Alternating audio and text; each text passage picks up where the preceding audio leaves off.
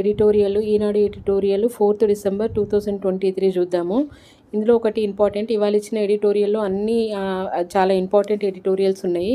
అందులో మొదటిది ఇది కమల రథయాత్ర. కమల రథయాత్ర అనేది కమలం పార్టీ మన రాష్ట్రంతో పాటు వివిధ రాష్ట్రాలు, ఎగ్జాంపుల్ రాజస్థాన్ ఒకటి, మధ్యప్రదేశ్, ఛత్తీస్గఢ్, ఈ రాష్ట్రాల్లో కూడా ఎన్నికలు జరిగినాయి.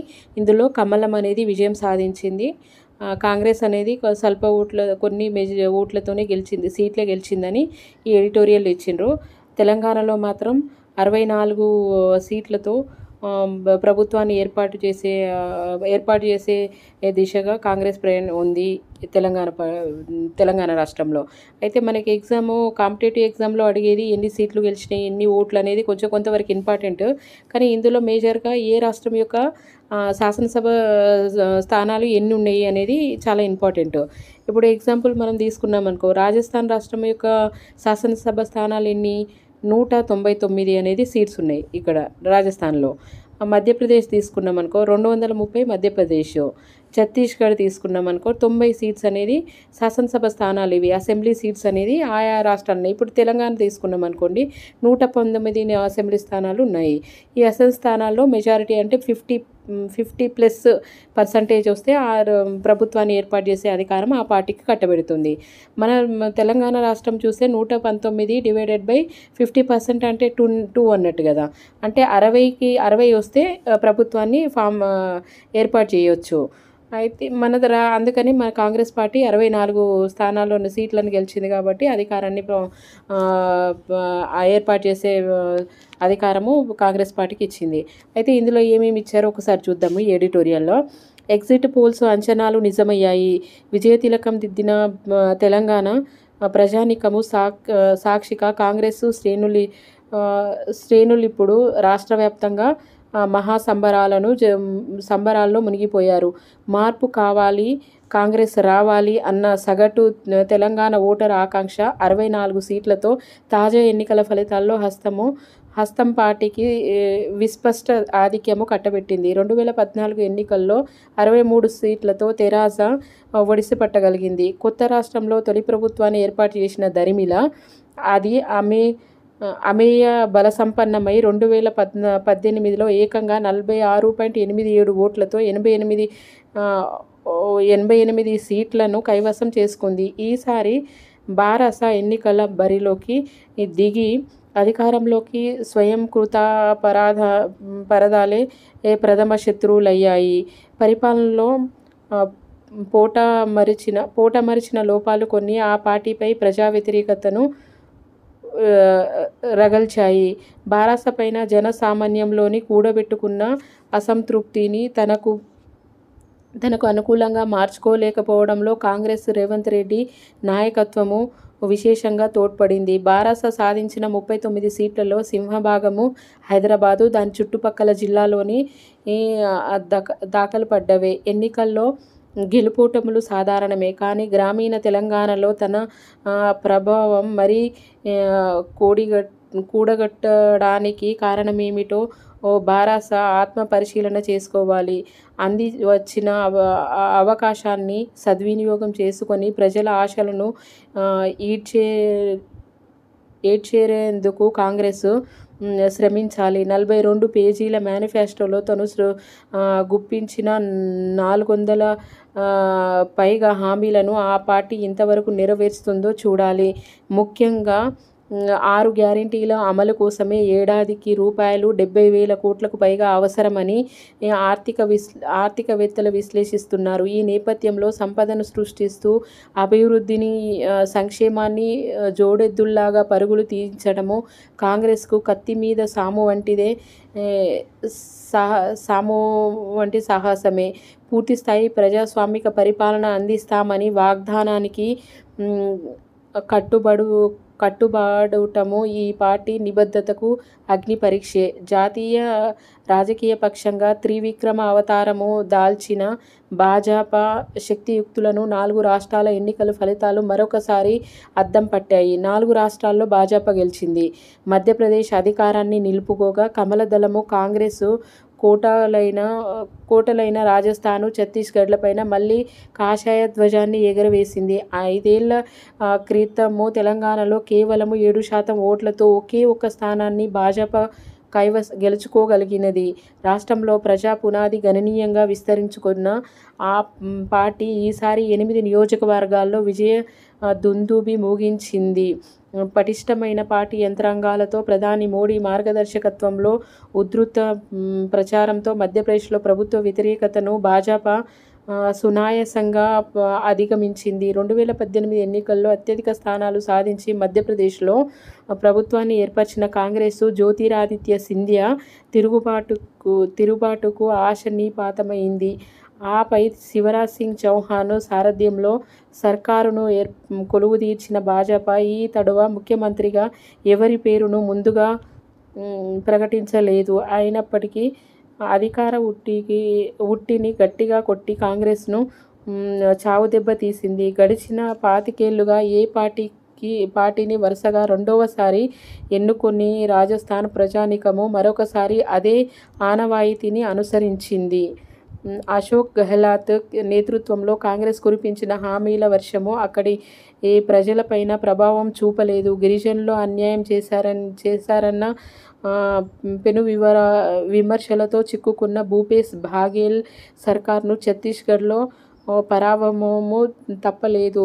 కులగణన వ్యూహంతో కమలాల రథచక్రాల వడివిని నిలువరించలేకున్న హస్తము పార్టీ ఎత్తులు ఎక్కడా పారలేదు. కొన్నేళ్లుగా బలంగా వీస్తున్న భాజపా హోరుగాలి ధాటికి ప్రస్తుతం కాంగ్రెస్ చేతుల్లో మిగిలిన పెద్ద రాష్ట్రాలు కర్ణాటక, తెలంగాణ మాత్రమే. లోక్సభ ఎన్నికల్లో సమరానికి కొద్ది నెలల ముందు కీలక రాష్ట్రాల్లో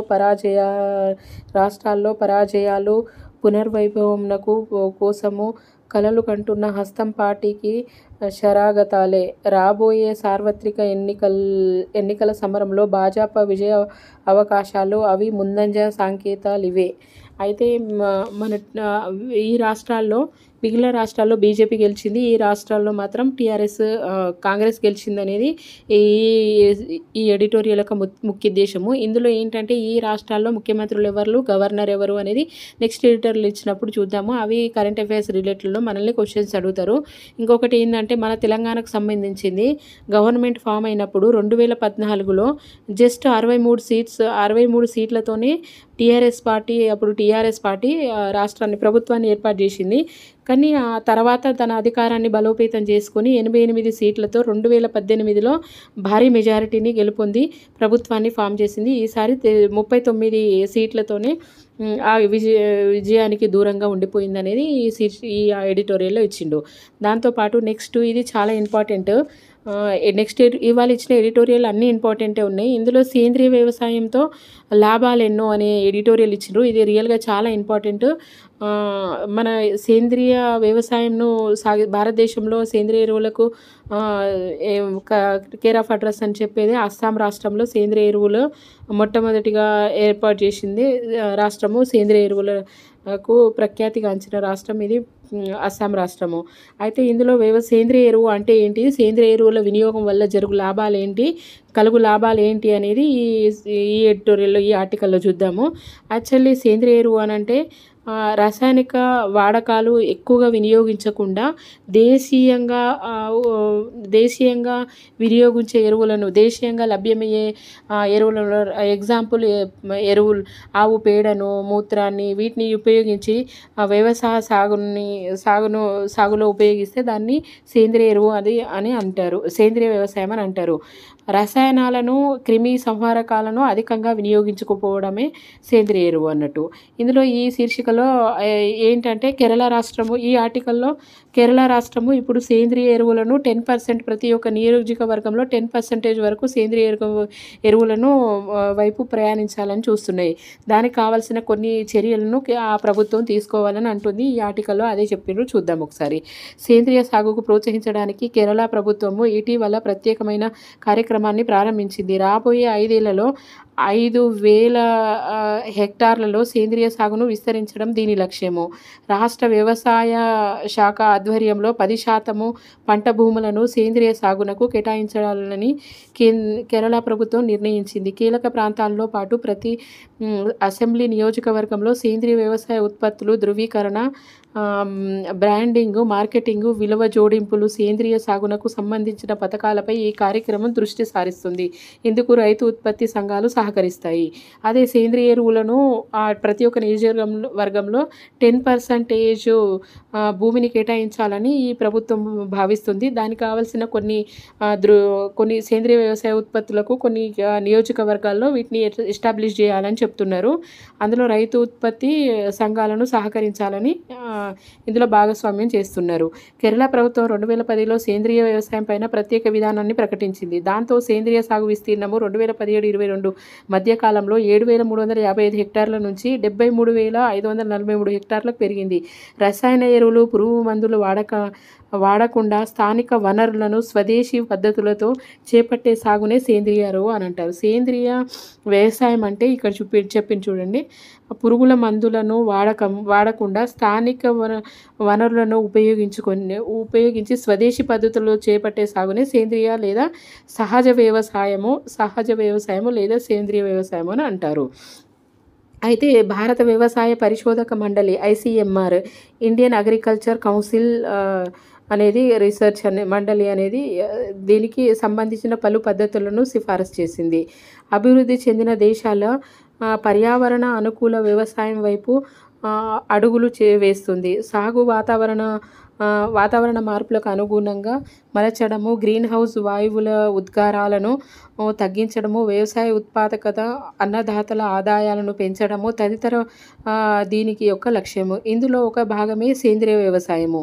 దీనికి సంబంధించి కేంద్రము ఈ ఆర్థిక సంవత్సరంలో ప్రకృతి వ్యవసాయంపై జాతీయ కార్యక్రమాన్ని ప్రారంభించింది. దాంతోపాటు పరంపరాగత్ కృషి వికాస్ యోజన, అదే PKUY, సేంద్రియ ఉత్పత్తులపైన జాతీయ కార్యక్రమం వంటి పలు పథకాలు అమలు చేస్తున్నాయి. సేంద్రియ వ్యవసాయం వల్ల భూసారమును, నీటి నిల్వల సామర్థ్యాన్ని పెరుగుతాయి. రసాయన ఎరువుల, పురుగుల మందులపై ఆధారపడవలసిన అవసరం ఉండదు. దానివల్ల తేనెటీగలు, పక్షులు, సీతాకోక చిలుకలకు మనుగడకు ఎలాంటి నష్టము వాటిల్లదు.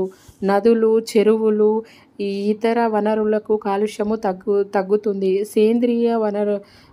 సేంద్రియ పంటలు వాతావరణ మార్పుల ప్రభావాన్ని చాలా వరకు తట్టుకుంటాయి. సేంద్రియ పంట ఉత్పత్తులు విటమిన్లు, ఖనిజాలు, యాంటీ ఆక్సిడెంట్లు వంటి పోషకాలను కలిగి ఉంటాయి. అందువల్ల ఈ ఉత్పత్తులు అధిక గిరాకీ ఉంటుంది. ఫలితంగా అన్నదాతలకు అధిక లాభాలు పొందే అవకాశం ఉంటుంది. సేంద్రియ సాగు విషయంలో కొన్ని ప్రతికూలతలు ఉన్నాయి. దీనికి ఎక్కువ మంది కూలీలు అవసరం కాబట్టి రైతుల ఖర్చు పెరుగుతాయి. విత్తనము విత్తే దగ్గర నుంచి పంట నూర్పిడి వరకు సేంద్రియ సాగు కొన్ని మార్గదర్శకాల ప్రకారంగా జరగాలి. వీటిపైన రైతులకు అవగాహన కల్పించాలి. ఆయా సేంద్రియ ఉత్పత్తులు ప్రభుత్వ అనుబంధ సంస్థల నుంచి ధృవీకరణ ఉండాలి. ఇలా కొన్ని సవాళ్లు ఉన్నప్పటికీ సేంద్రియ సాగుకు దేశంలో ఆదరణ పెరుగుతూ ఉంది. కోవిడ్ తర్వాత పోషకాహారం పైన ప్రజల్లో అవగాహన పెరిగింది. మహమ్మారి అనంతరము భారత్లో సేంద్రియ ఆహార పదార్థాల విపణి భారీగా వృద్ధి చెందుతుంది. 2022లో ఇండియాలో దాదాపుగా 91 లక్షల హెక్టార్లో సేంద్రియ సాగు చేపట్టారు. గత 10 ఏళ్లలోనే భారత్లో సేంద్రియ వ్యవసాయము 145% పెరిగినట్టుగా 2022-23 ఆర్థిక సర్వే వెల్లడించింది. సేంద్రియ ఉత్పత్తులు ఎగుమతులు ఈ ఏటికేడు పెరుగుతూ ఉన్నాయి. వ్యవసాయం శుద్ధి చేసి ఆహార ఉత్పత్తులను ఎగుమతి అభివృద్ధి సాధిక సంస్థ అపెడ్ అనేది ఉంటుంది. అది వాణిజ్య పరిశ్రమల మంత్రిత్వ శాఖ ఉత్పత్తులను రైతులు పండించారు. ఎగుమతుల్లో అధిక భాగము గణాంకాల ప్రకారంగా భారత్లో 2022-23లో 29 లక్షల మెట్రిక్ టన్నుల సేంద్రియ ఉత్పత్తులను రైతులు పండించారు. ఎగుమతుల్లో అధిక భాగము అమెరికా సరఫరా అవుతూ ఉన్నాయి. తర్వాత స్థానంలో ఐరోపా సమైక్య, కెనడా ఉన్నాయి. సేంద్రియ సాగు ఉత్పత్తులు అంతర్జాతీయంగా గిరాకీ పెరుగుతున్న దృష్ట్యా ఆ అవకాశాలను ఇండియా అందిపుచ్చుకోవాలని, దానికోసమని కేంద్ర రాష్ట్ర ప్రభుత్వాలు సరైన చర్యలు తీసుకోవాలని, ప్రణాళికాబద్ధంగా సాగు విస్తీర్ణాన్ని పెంచాలని, క్షేత్రస్థాయిలో నెలకొని ఉన్న సమస్యలను పరిష్కరించడానికి అన్నదాతల ఆదాయము పెంచడమే లక్ష్యంగా ప్రభుత్వాలు కార్యాచరణ ఉండాలని, అప్పుడే రైతులు సేంద్రియ సాగును ఆసక్తిగా చూపుతారని చెప్తున్నారు. ఏంటంటే సేంద్రియ ఎరువుల్లో ఎగుమతుల్లో అమెరికా మొదటి స్థానంలో ఉంది. ఆ తర్వాత యూరోపియన్ యూనియను, తర్వాత కెనడా. ఈ విధంగా సేంద్రియ ఎరువుల ఎగుమతులను పెంచాలని ఆయా దేశాలు ఆసక్తిని కనపరుస్తున్నాయి. అందులో భారతదేశం కూడా ఒకటి అని చెప్పవచ్చును. ఇప్పుడు భారతదేశంలోని కేరళ రాష్ట్రము ఈ సేంద్రియ ఎరువులకు ప్రతి ఒక్క నియోజకవర్గంలో 10% యొక్క భూమిని 10% భూమిని సేంద్రియ ఎరువులకు మళ్లించాలని చేస్తుంది. గత సంవత్సరం పరిశీలిస్తే శ్రీలంకలో సేంద్రియ ఎరువుల కోసమని కేంద్ర ప్రభుత్వం తీసుకున్న చర్యలు ప్రభుత్వాన్ని ఆర్థిక మాంద్యంలోకి నెట్టివేయడం జరిగింది. అది కూడా